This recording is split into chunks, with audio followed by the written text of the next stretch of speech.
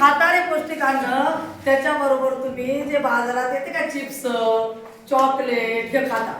त्या चॉकलेट आणि चिप्समुळे काय होते मुलांनो, माझ्या बाळांनो, आपली भूक तात्पुरती भागली जाते. आपल्याला जेवायची इच्छा होत नाही.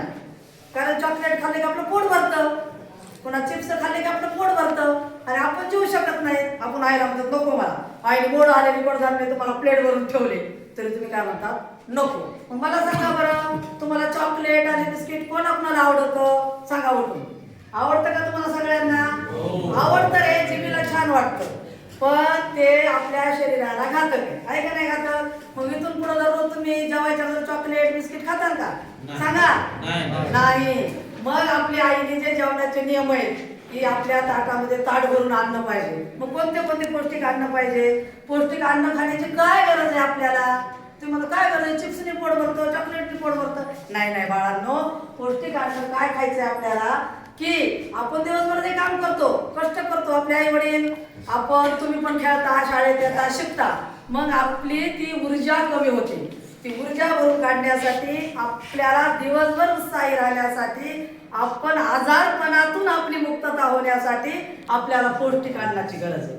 मग मी ते कोणते पौष्टिक अन्न ते आपण घेऊ. बघा, पौष्टिक अन्न आपल्यासाठी चांगले असते, वाढीसाठी, आजारपण टाळण्यासाठी त्याची आपल्याला आवश्यकता असते. गहू, तांदूळ आणि इतर धान्य पौष्टिक असतात. तसेच भाज्या, फळे, अंडी, दूध, मासे, काजू हे देखील पौष्टिक आहे. पौष्टिक अन्नामुळे आपले शरीर सुदृढ बनते, आपणास उत्साही राहण्यासाठी मदत होते, त्यातून दिवसभर काम करण्यासाठी आवश्यक असलेली शक्ती आपल्याला पौष्टिक अन्नातून मिळते. मग सांगा कोणते कोणते फळ आहेत ते आपल्याला पौष्टिक अन्नातून, आपल्या जे फळ खाल्ल्याने आपल्याला पौष्टिक अन्न आपल्याला मिळते सांगा बरं.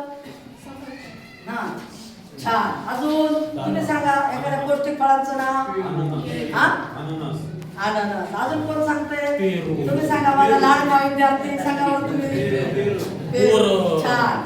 बघा बाकीच्या पण टाळ्या वाजवा त्यांना छान उत्तर दिल्याबद्दल. बघा मग फळं तर खाल्ले, सगळे फळं खाऊन आपण काय दिवसभर नाही ना राहू शकत. त्याला काही दुसरी जोड असते ना, चपाती भाकरीची असते की नाही, पोळी चपाती भात. पुन्हा सांगा त्याच्यामध्ये काही काही तुमच्या मुलांना भाज्याच आवडतात. काही काही असे मुलं बघा माझ्या वर्गातले की त्यांना एकच भाजी आवडते, बटाटो. काय बटाटा आवडतं काय माहित नाही, पण नाही काही हिरव्या पालेभाज्या पण आपण आपल्या शरीराच्या वाढीसाठी खाल्ल्या. सांग बरं ताई, तू कोणती हिरवी भाजी खाल्ल्यानंतर आपल्याला हे मिळत? शाबास. हे 2-3 भाज्या खाल्ल्या, पालक घेतली. मग आता हे माझा आवडता विद्यार्थी सांगा 5 फळभाज्याची नावं सांग. 5 फळभाज्या म्हणजे फळ आणि फळभाज्या ह्याच्यामध्ये फरक आहे माहिती तुम्हाला? पट म्हणजे पटामध्ये आपण शिकलो. आता फळभाज्या सांगा. वांगी, टोमॅटो, बटाटा, हा कद्दू, हा दोडका. शाबास. मी खूप सांगेन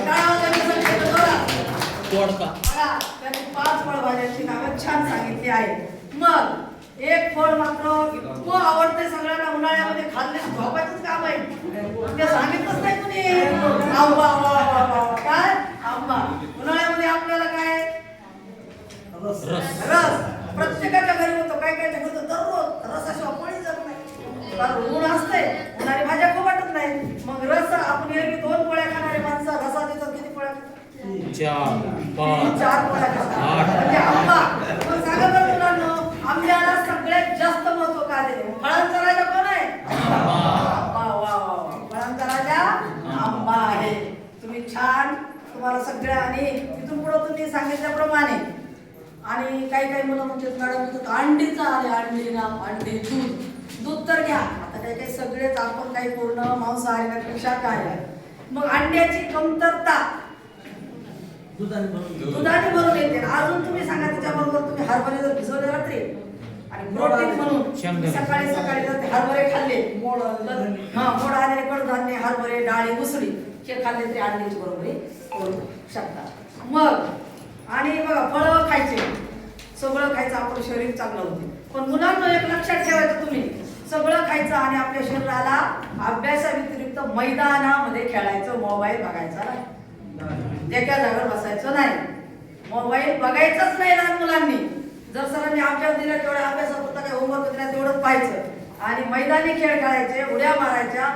खेळाला स्वतः शाळा सुटल्यानंतर 1 तास तुम्ही सगळ्यांनी घरी द्यायचा आणि मग आपलं खाल्लेलं सुद्धा पचत नाही तर खायचं कडधान्य सगळं खायचं जागा बसून मोबाईल बघायचं जिरण का त्या पचन आपल्याला ते नाही. मग आपण सुदृढ राहण्यासाठी आपलं शरीर सुदृढ राहण्यासाठी आपण सकस आहार घेतो त्याला आपण पौष्टिक आहार म्हणतो. मग आपलं मन सुदृढ राहण्यासाठी आपण सकाळी मुलांनी आपल्या आई पप्पा बरोबर 15 ते 20 मिनिटं बाहेर स्वच्छ निरोगी हवेत फिरायला हवं. मग तुम्हाला मी काय सांगते, एखाद्या फळाचं चित्र तुम्ही काढा 5 मिनिटात. कुणी एका फळांचं काढायचं कोणत्याही, कुणी फळांचं काढा, कुणी एखाद्या पालेभाज्याचं काढा. काढावं आणि तुम्हाला घरून एक होमवर्क देणार. काढा सगळेजण मी चेक करणार.